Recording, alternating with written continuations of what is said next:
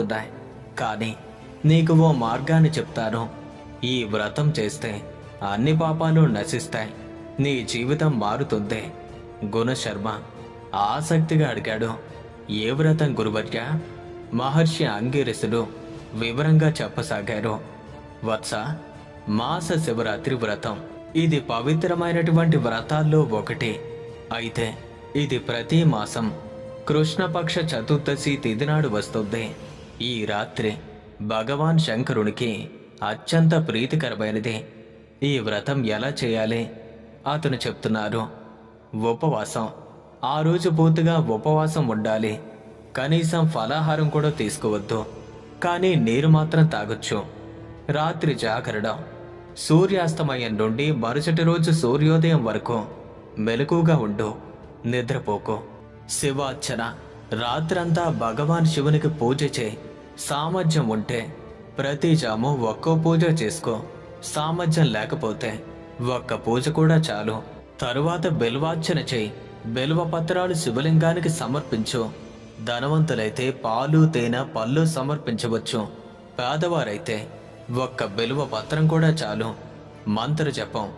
ఓం నమశివాయ మంత్రాన్ని ఎన్నిసార్లు జపించగలిగితే అన్నిసార్లు జపించు.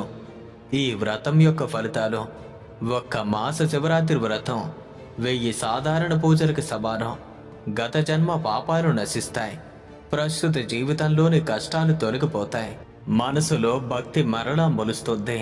ధన ధ్యాన సంపదలు పెరుగుతాయి. కుటుంబంలో సౌఖ్యం లభిస్తుంది. చివరికి శివలోకం చేరుతారు. ముఖ్యంగా గుర్తుంచుకోవచ్చా, భగవాన్ శివుడు భావాన్ని చూస్తాడు, పదార్థాల ఖర్చు కాదు.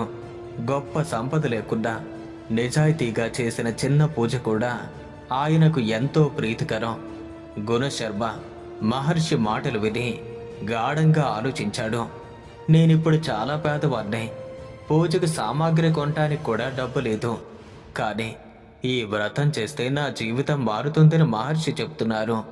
ఒక్కసారైనా ప్రయత్నించాలి అని అనుకున్నాడు. మహర్షికి మరొకసారి నమస్కరించి, గురుదేవా, మీ ఆశీస్సులతో వచ్చే మాస శివరాత్రి నాడు ఈ వ్రతం ఖచ్చితంగా చేస్తాను అని అనుకున్నాడు. అంగీరస్ మహర్షి ఆశీర్వదించి, శివుడి నీకు సదా మేలు చేయుగాక అని వెళ్ళిపోయాడు.